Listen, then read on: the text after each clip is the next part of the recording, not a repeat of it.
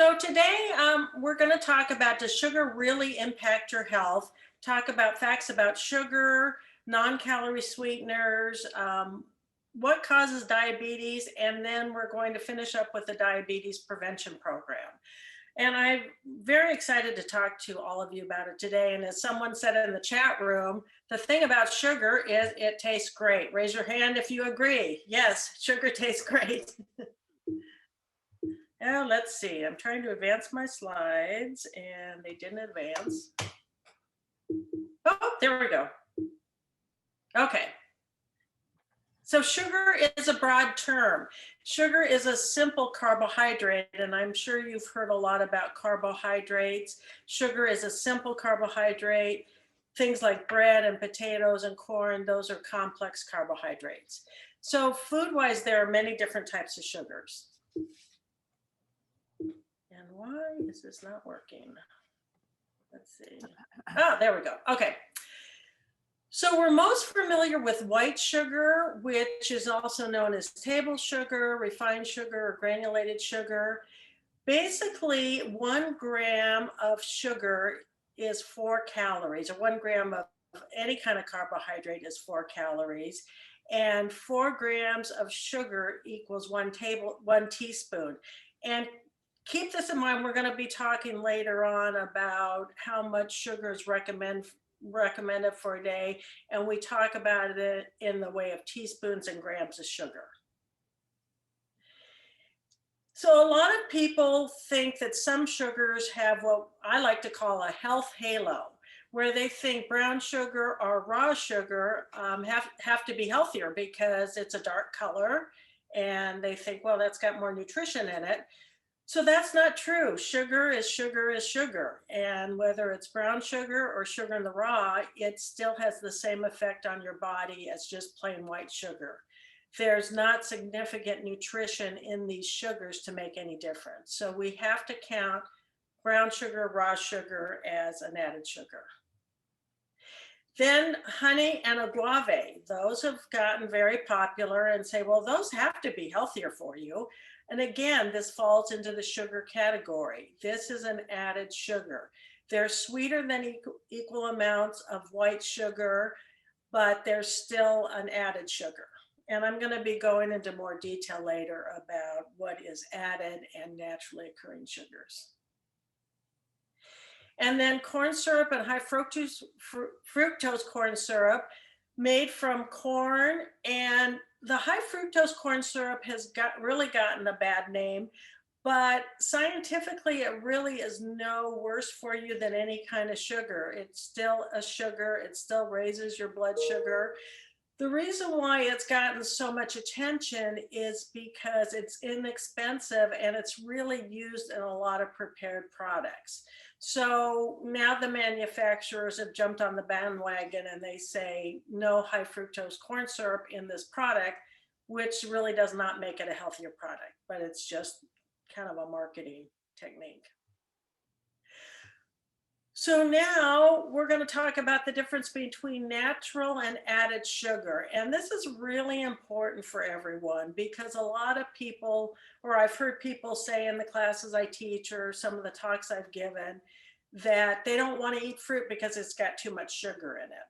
And that is the wrong message. Natural sugar is naturally occurring in fruits and milk. So all dairy products have some natural occurring sugar. And there's nothing wrong with naturally occurring sugar. And along with this sugar, you also get in the fruit, you get vitamins, you get what we call phytochemicals, which are naturally occurring in the fruit that helps fight diseases like cancer. In fruit, you get the fiber, and in dairy products, you get not only the sugar, but you get a lot of protein and calcium. So naturally occurring sugar kind of comes bundled with a lot of added nutrition in it. On the other side, added sugar is added to a product. So a lot of processed foods have added sugar in it. The added sugar is used to make drinks sweeter, baked goods. A lot of the added sugar in foods has to do with what it does to the baking. It will help things brown. It's part of the quality of some of the baked goods is to have added sugar. But you can see here how honey and white sugar are both counted as added sugar. And you look at the nutrition facts, and they just redid the nutrition guidelines and the nutrition facts. And the thing that they did that I really like is that they add the amount of total sugars in a product. So this is probably a nutrition fact label for probably a glass of milk. And you can see under total carbohydrates, you can see total sugars being 12 grams. And you might look at that and say, oh my gosh, that's too much sugar. I don't want to have this product. But you look down and now they have to say how much added sugar they put in a product. So this has 0 grams of added sugar in it. So you can see that this would be naturally occurring sugar, no problem having this, as opposed to this next one, which is the, I don't know what this is. I don't know what the product is, but it's got 26 grams of added sugar. It's probably some kind of soda or something. So this has 26 grams of added sugar in it, and the other one doesn't have any added sugar.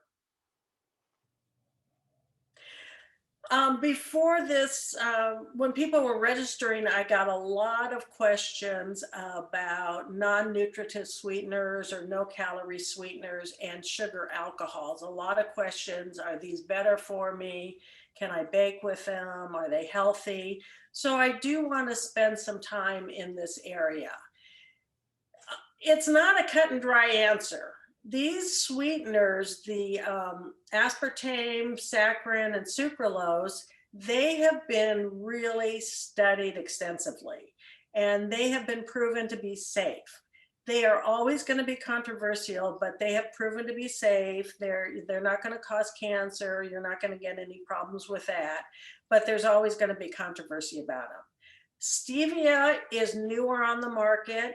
It has not been tested as much. So that kind of surprises people. It is naturally occurring in a leaf, but it really doesn't have the testing that the other ones have.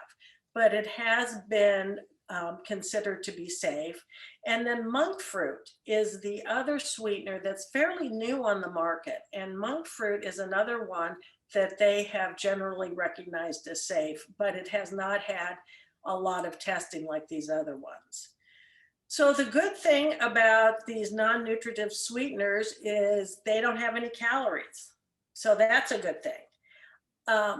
Some of the down part of it, and this is what you'll hear a lot about, is it appears that for some people, it really increases your need for sweetness, because a lot of these non-calorie sweeteners are 100 times sweeter than sugar. So if you're used to using a lot of this, your sweetness level to get that sweetness that you're desiring might be going up. And also you might not feel as satisfied with, getting a sweetener that is a non-calorie sweetener. There's other research that shows it might have an effect on the gut microbiome. Again, all this stuff is very new. We don't have enough research about it, but it is safe. The other category, and this confuses people, sugar-free or no sugar added, these are what we call sugar alcohols. So sorbitol, mannitol, xylitol, and erythritol, I think is the last one. Those are added to foods. They are called a sugar alcohol. So they are not totally no calorie, but less calories than sugar. And the issue with these is that if you have a lot of them, they can cause some GI distress. They are found a lot in baked goods and candy. So if you kind of had a problem with binge eating and you went crazy on a bunch of sugar-free candies, you might run into issues if it was sweetened with these. with sugar, what we're doing, or not with sugar, but with our diets, we're not just looking at one or two specific foods. We're looking at a whole diet pattern. And sugar can definitely play a role in your diet. And these no calorie sweeteners can definitely play a role, but you have to kind of look at why you're using them. Are you have a really heightened need for sweetness? And also, if you think about it, they'll have advertised no sugar cookies or cakes or pies. That doesn't mean that those foods are calorie free. They have reduced the calories from the sugar, but if you look at cookies and pie, you still have a lot of calories coming in from whatever makes that. So again, unfortunately it's not an easy answer, and I hope I didn't confuse everyone, but I'm sure if I did, we'll have some questions about it. Yeah, Lisa, we actually do Yeah. have a couple of questions in the chat. Okay, good. Let's go for it. Okay, great. So the first one is, what about coconut sugar? Coconut sugar falls in the category of sugar is sugar is sugar. So it's the same way. It does not have any nutrition in it that would make it any better, and it would still raise your blood sugar. Okay, thank you. And then, is there a maximum amount of natural sugar you can have or should have? Not for natural sugar. There's a maximum amount of added sugars and I'll be going over that, but naturally occurring sugar, there's really no maximum amount. And I don't see people ODing on drinking too much milk, eating too much yogurt, or ODing on, a watermelon. So it's usually not a problem. Got you. And then we have one from Jane who said saccharin was an early sugar substitute, but it fell out of favor. Can you tell us why? It probably fell out of favor because other products came on the market and they were marketed more. And probably, it had some bad publicity with it, but there's really nothing wrong with it. I would say, everyone refers to it as, the little blue packet, the little pink packet. And I think it just it wasn't as popular. That's what I think. Gotcha. Thank you, Lisa. That was all the questions. Okay. Oh, one more. Okay. For diabetics, having fruit is okay for their glycemic levels. Glycemic levels? Yes. Yeah. So, and I'll get into this a little bit more too. So, we want to cut down on our added sugar. And then for people with diabetes, you have to also look at the amount of carbohydrate in your diet. So it's not just the simple sugars that raise your blood sugar, it's all carbohydrates. And this has changed over the years. Because I've been a dietitian for so many years, I can give you the history of the change. So you used to just look at, well, don't add any added sugars, but now we have to look at all the carbohydrates. So if you do have diabetes, you have to look at all the carbohydrates you have. And that would be true that fruit and milk, you have to count as a carbohydrate. For the purposes of this, we're just talking mostly about prediabetes and weight loss and general health, and not specifically about diabetes, but that's a good question. Thank you, Lisa. So what are the recommended levels for the day? And unfortunately, if you're a woman, you don't get to eat as much. It's only 6 teaspoons a day for women, or 25 grams of sugar. For men, it's 9 teaspoons or 36 grams of sugar.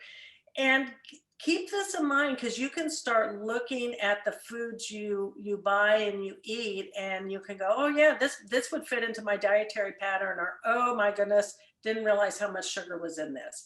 So keep that in mind. 6 teaspoons for women, 25 grams, 9 teaspoons for men, 36 grams. Okay, so what do you think? I don't know if we have any more questions now, or if we want me to keep going. Let's see, we do have some of the questions that were filled out prior to the meeting. Okay. Perfect. So the first one is, how can I make and enjoy baked goods while reducing the sugar content? So that is a very good question. And there's a couple of these non-calorie sweeteners that you can bake with. One of them is the monk fruit, and then the stevia you can bake with. The other thing that you can do, and this is what I've been trying to do, is incorporate some of the naturally occurring sugars into your baking. So dates are very sweet. That's a naturally occurring sugar. So you can cook more things with dates. I've purchased a date syrup, which is, I kind of use, I put it in plain yogurt, or I put it on pancakes because that's a naturally occurring sweet sugar. So you can cook more with fruits and things like that. Great, and it looks like Marlena's raising her hand. Oh, Marlena, you have a question? I do. Thank you so much for this wonderful presentation. I heard that if you have kind of those artificial sweeteners, that it tricks your brain into thinking that it's not getting the sugar that it wants. Can you tell us about that? Yes, that's some of the research that's coming out, and we really, we basically need more research on that. So I think especially what it refers to is a lot of the added sugar we get, or the non-calorie sweetener we get, is in the way of beverages. And beverages, when you drink your calories, they're just not as satisfying as eating the calories. And I think a lot of it too is if you're used to a lot of these no calorie sweeteners, your sense of wanting sweetness really goes up. So that, because it's not a natural sweetener, it's a lot sweeter than natural sugar. Now monk fruit is not as sweet as sugar, so it's 60 to 70% as sweet as sugar. So I think the take home message from this is look at how much sugar you're eating, look at what kind of sweetness you need, and then kind of evaluate what you need to do. And we do need more research in all these areas. And like I said, the microbiome, the gut bacteria, that is just a whole new frontier that we might be finding out some more things about the non-calorie sweeteners with that too. Right, and then I have one more question. It says, are stevia, monk fruit, and erythritol okay to use? Yeah, pretty much the same. They're okay to use, and it fits into the same category of evaluating how much sweetness you like. They're all proven to be safe. Now the erythritol is a sugar alcohol. Your body does process it a little bit differently, so it shouldn't cause the GI distress that like mannitol and sorbitol do. Great, and then one more question was, how does sugar intake affect non-alcoholic fatty liver? Good question. So non-alcoholic fatty liver is really tied into obesity and too many calories. And when you're eating too many calories, it can be deposited as fat in your liver. Also, when a high carbohydrate or sugar diet will also increase your triglycerides, and triglycerides are also associated with heart disease. So fatty liver in this country has really been increasing too, and it has a lot to do with our diet and lifestyle. And then the last one, how can the public get manufacturers to remove more sugar from our food? Stop buying really sweet stuff. Yeah. So manufacturers want to sell food.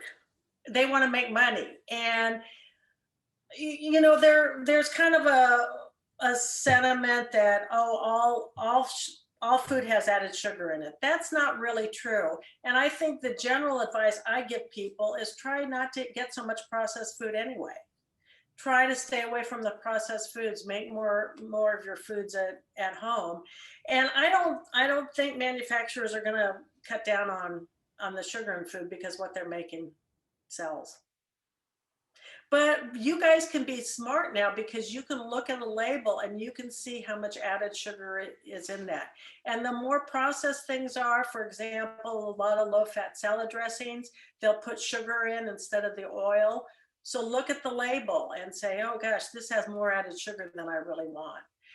I'm always asked questions about, well, is this a good food or a bad food? And really, you can look at a nutrition label and you can be as smart as me. You can determine, is this a good food or not?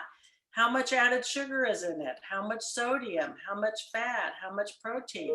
So it's really all in the label. So this might be a teaser for another class, Marlena, that we can say, how to read a nutrition label.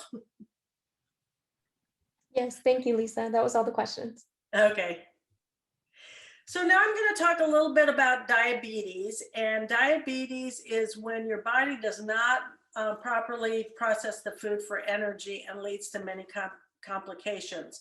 So as I mentioned before, all carbohydrates and some of the proteins you eat are broken down during digestion and they turn into glucose. And that's what we use for energy. And then the pancreas makes a hormone called insulin, and that helps the glucose into our bodies. So with type 2 diabetes, a couple of things could be happening. Either you don't make enough insulin to let the insulin in, or the glucose into your cells so that your cells can use it as energy, or your body is not able to process it. So there's a disconnect. The sugar is there, but the insulin can't really make it go into the blood cells. And that's called insulin resistance, that you're just not able to process the sugar. So it's the buildup of glucose is called hyperglycemia. So insulin is made by the pancreas, and it really helps us use and store all types of foods we eat: carbohydrates, protein, and fat. And with insulin resistance, your tissue might not be as sensitive. So a lot of times if people are diagnosed with type 2 diabetes, they do very well at first on diet, exercise, and maybe some oral medication. But as time goes on, they might not be able to process as well as they were, and they do have to go on insulin. So diabetes is really closely linked with our lifestyle and having excessive calories, being overweight, and also physical activity. Also, where you carry your weight, the abdominal fat is more linked to diabetes. And then hemoglobin A1C is a blood test that your doctor can order for you. And as we mentioned, hyperglycemia means that you've got too much sugar in your bloodstream. And the hemoglobin A1C test, it's nice because what it does is it looks at how much sugar's been in your bloodstream for the last 3 months. So you can't say, oh, I had too much sugar yesterday and that's why my blood sugar was high. No, you can't. I mean, it's 3 months, so you can't hide from it. So what it does, it's a really good indicator if your blood sugar is consistently running high. So if it's 5.7 is normal, and then 5.7 to 6.5 is pre-diabetic, and then over that is considered diabetic. So does sugar cause diabetes? And I don't know if we can see a raise of hands. Does sugar cause diabetes? What's the crowd saying? Yeah, okay. So it's not a direct cause. It is really not a direct cause, but extra sugar consumption does lead to weight gain, and then increased weight puts you at risk of developing prediabetes and type 2 diabetes. So it's not a direct link, sugar causing diabetes, but it can be part of an unhealthy diet. So then the next question is, so if it doesn't really cause diabetes, is it bad for you? So for the first time ever, the Dietary Guidelines that came out in 2020 recommended no more than 10% of your daily calories coming from sugar. And that fits into that 25 grams for women and 36 for men that we had talked about before. So this is from the Dietary Guidelines, and this is a infographic that they made for this. And another point about this is they're looking at healthy diets, not just trying to focus in on 1 or 2 food groups.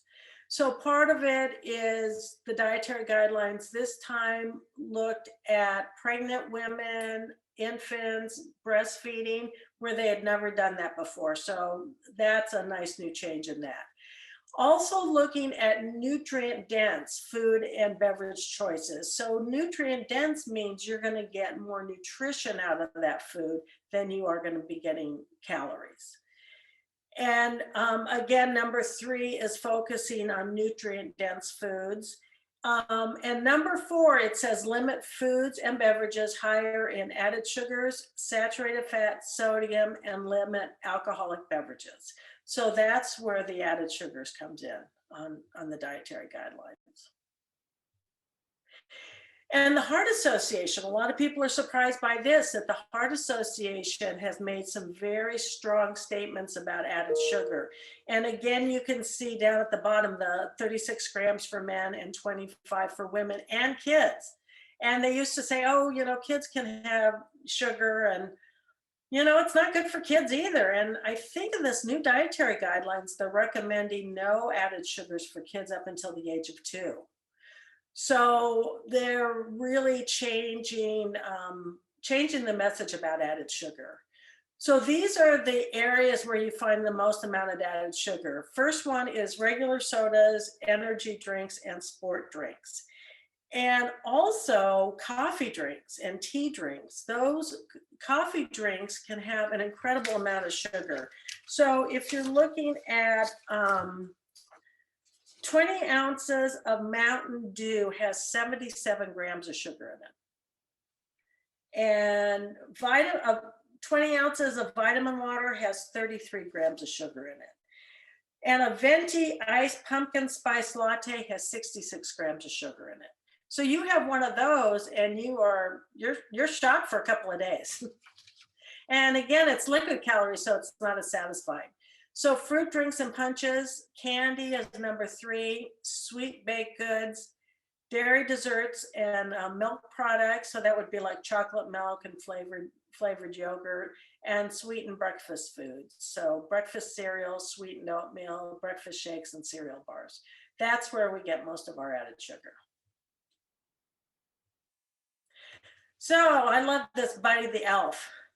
So sugar is not addictive, because if it was addictive, we'd be eating like Buddy the Elf, where you know, he ate, I think 90% of his diet was just sugar. And no one, it doesn't matter how much you like sugar, you would not want to eat like Buddy the Elf. So I do think that sugar, while it's not addictive, it's habit forming, it tastes good, and we like it. We like sugar. And the problem is that we've got so many good food choices now. It's easily acceptable. And so, you know, we can eat too much sugar. So what does cause type 2 diabetes? So it's not directly sugar. So there's some things that we have no control over. Unfortunately, aging. If I could stop aging, I'd be a millionaire. Aging, family history, and genetics. So those things we have no control over. They're going to make us more prone for developing type 2 diabetes. But the things at the bottom, overeating, stress, and lack of exercise, those are the things that we have control over. Those are the things that we can change. So if you know that you're at risk for diabetes, then you can really look at some of these things that might push you over to becoming pre-diabetic or diabetic. So prediabetes is a condition where the hemoglobin A1C is 5.7 to 6.5. There are no symptoms. And how many people in the United States do you think have prediabetes? Alyssa, do you want to take a poll from the crowd? See how many people in the United States? I know we have people from outside the United States, so let's just think about the United States. Yes, let's go ahead and use the chat feature. How many people? Ali said 30%, 40%, 60, 40. Let's see. Let's see. 84 million adults. Now, I don't know what percent that is. Marlena, is that still an accurate figure as it gone up? Still accurate? We are now at 88. 88, okay. 88 million people with prediabetes. Okay. And how many people do you think know that they have it? Not many. Shaking our heads. Only 10% are aware of it. So you can see that this is becoming a major health crisis in the United States.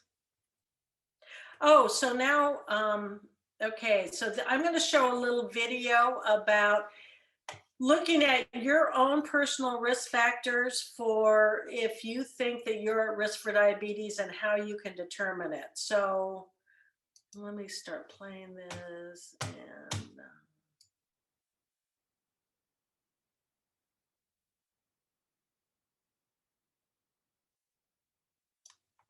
it takes less than 1 minute to find out if you may have prediabetes. You can do it here. But you probably won't. You're busy. Kids, work, show coming back in 48 seconds. So let's do this now. Hold up one finger if you're a man. Women, 0. 3 more fingers if you're over 60. 2 over 50. 1 over 40. If you're not sure, keep in mind you're sitting on a couch right now. So 1 more finger if you're not very active.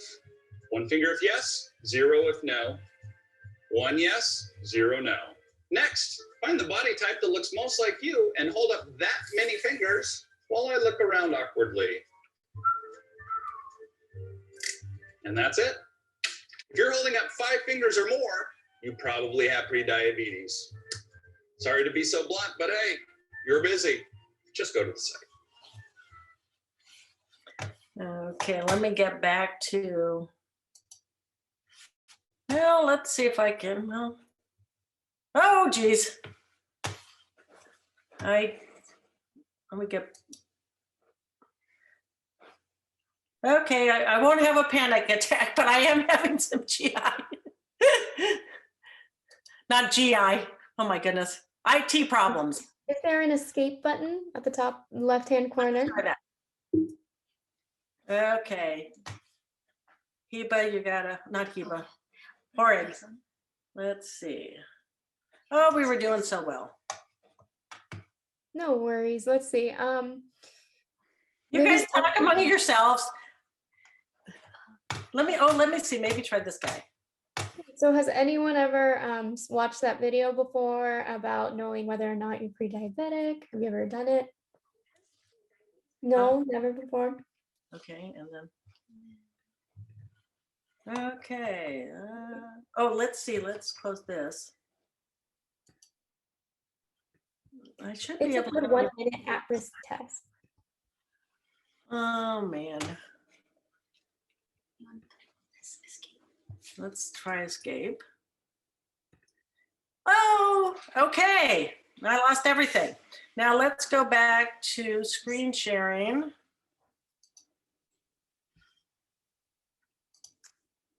Yes. Let's see. And then I will be including the link to that video in the chat right now. So you're free to go back and look at it, and we'll send it in an email afterwards as well.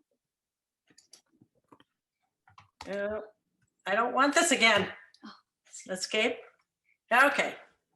Now I need to go to my next slide. Hey! Oh my goodness. There we go. Phew. Stress. Talk about stress in my life. Okay. So now I'm going to talk about the National Diabetes Prevention Program. And this was developed over 15 years ago, and they did a lot of research on working with different types of or different groups of people, and they separated them into 2 groups, people that were pre-diabetic, and the people that were on the lifestyle change program actually were more successful in weight loss and delaying the onset of diabetes than the people that were on medication. So with that program, they decided to have insurance start covering it, and then Medicare started covering it, because it really is proven to reduce your risk of diabetes. This program is a 12-month program, and it's led by lifestyle coaches. And the goal is to get you to lose at least 5% of your weight and increase your exercise. And then this has been shown to lower your blood sugar, your cholesterol, and blood pressure. And the really good news is that this is a free benefit through Medicare Part B. So if any of you are on Medicare, this would be a free benefit for you. So the first 6 months of the program, the core sessions are at least 16 classes. What we usually do is we meet once a week. So that would be more than 16 classes. And then after the first 6 months, then we start meeting once a month to maintain the weight loss. And then if you're successful with your weight loss, then the program can go for another year. And what I have found during COVID, since I'm doing everything on Zoom, is that these classes have really been very helpful for people because we have a sense of community and we're getting together. It's really helped with the loneliness, the isolation. And as I tell all those people that I've been working with, just think, you've been through COVID and you have not gained your 15 pounds. So, and most of them have lost weight. So it is a program that really shows success. So what to expect? So see all these people on the left, they're all happy and then they're walking and exercising. So if you're, this is for the Medicare program. For the Medicare program, that you have to have a BMI of 25 or higher, or you can be self-identified as Asian and then it's just 23. Your hemoglobin A1C has to be between 5.7 and 6.4. And usually you can do a fasting, you can either have the hemoglobin A1C or the fasting blood sugar of 110 to 125. No previous diagnosis of end-stage renal disease, and you can't be diagnosed as diabetic. And then if you're on Medicare Part B, the Medicare does cover it. So you don't need a referral from your physician. You do need to have your A1C tested to see if you're eligible for the program. And Medicare Part B does cover 2 screenings a year. So if you are interested, you can easily get a hemoglobin A1C. So preventing diabetes isn't just about sugar. And the goal is not just to live a lot of years, but to live a lot of years and be able to enjoy those years, be able to, play with your grandkids, be able to exercise, be able to travel. If COVID has taught us anything, we realize what's really important in life, and being able to see grandkids, is really, really important, and being able to play with them. So you really want to keep yourself healthy as long as you can. So this is just some information about if you're, and we're going to be on this webinar for a little bit longer so we can answer any questions. But if you're interested in this, we've got the people from Skinny Jean here, Alyssa and Marlena, and they can answer any of your questions if you are thinking about taking the program. So I think this has to do if you text in the message, right? Yes, it does. Maybe we should stop for questions first regarding yes. this webinar. Okay, we'll look at these pictures. Mm-hmm. Okay, we'll stop for questions.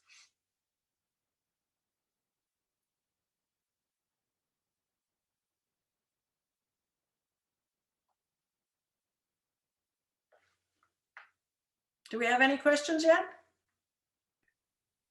Let's see, let me check the chat. Not in the chat currently. If you have any questions, you can feel free to use the raise hand feature or unmute, and also write in the chat. Let's see.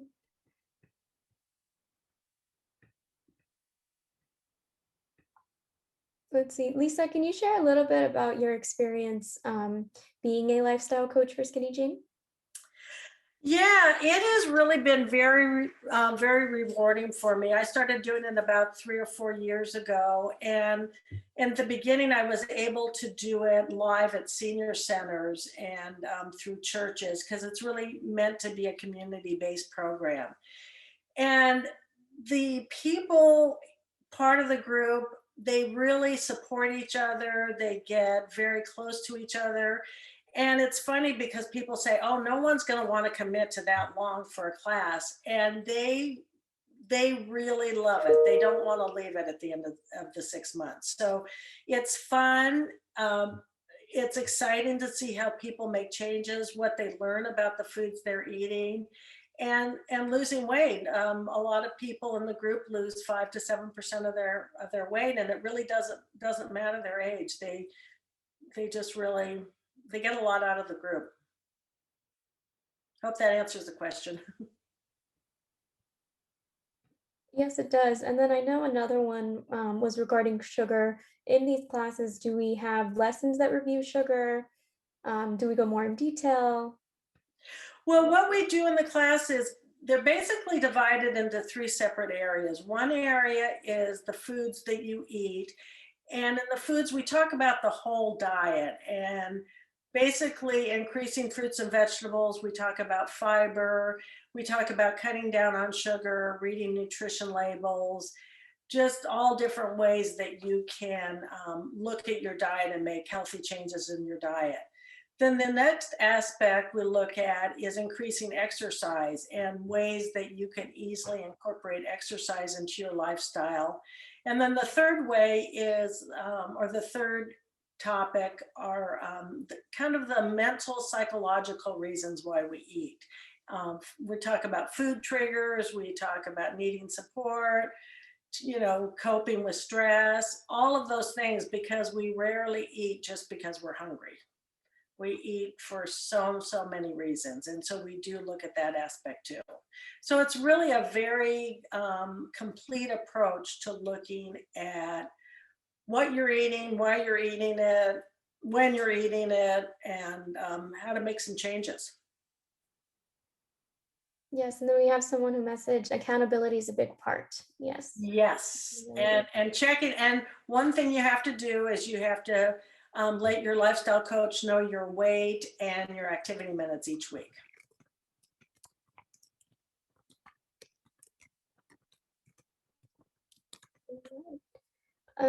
Double checking, Victoria message, double checking, the 25 grams daily is total natural and added sugars? Just added sugar. Just added. Added sugar, yes. So natural sugar, you don't have to count how much of that. So you can have a, fruit or a glass of milk and not have to count those sugars. But what this is really good for is if you're looking at yogurts, and yogurt will have on it naturally occurring sugar and then added sugar. So you can evaluate a yogurt to see, well, how much added sugar does it really have in it? Because with being a dairy product, it's going to have a lot of naturally occurring sugar. But now you can tell for sure how much added sugar there is.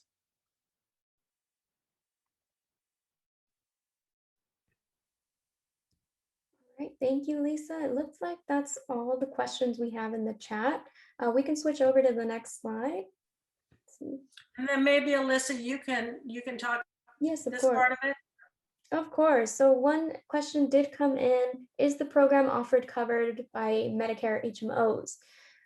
Yes, and if you're curious to know if your specific HMO covers it, you can feel free. We have 3 options right here.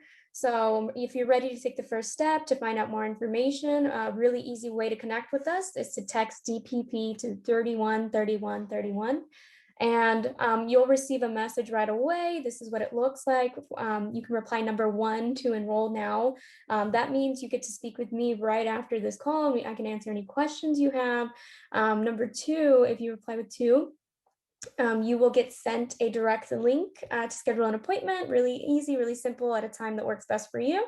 And number 3, if you're not interested in currently entering our program, enrolling in our program, but you're interested to stay informed, to know about more webinars like this wonderful one that Lisa's doing, or any of our other events, you will be put on that list as well. But yes, if you are interested in knowing if your specific program is covered, I highly recommend selecting one of the two options. And the appointments are over the phone, which is really great. So you would have to schedule it through a direct link, but you would get a phone call, you'd get a reminder, and it's about 10 to 15 minutes. We really would just want to assess your needs to see if this program is a good fit for you, and to find the best way to support you on your health journey. So yes, if anyone is interested, I highly recommend texting DPP to 313131, and you will get a response right away.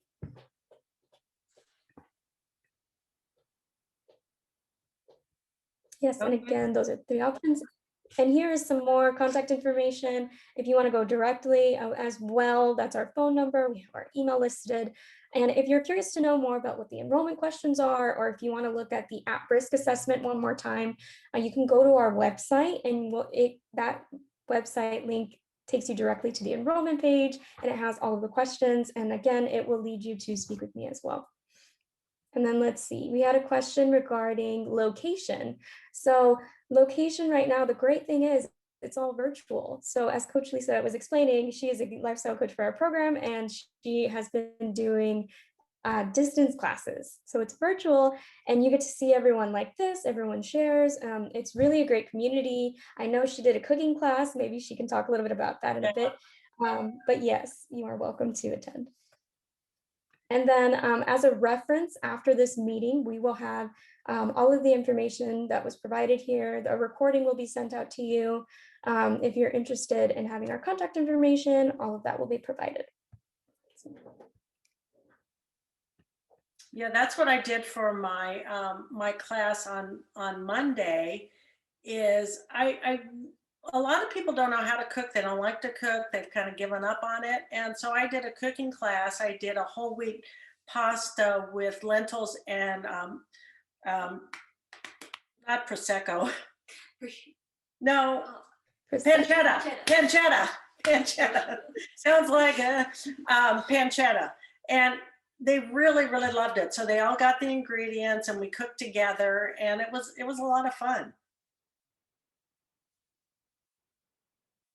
Were they cooking with you, Lisa? I don't think. Yeah. That's Yeah. nice.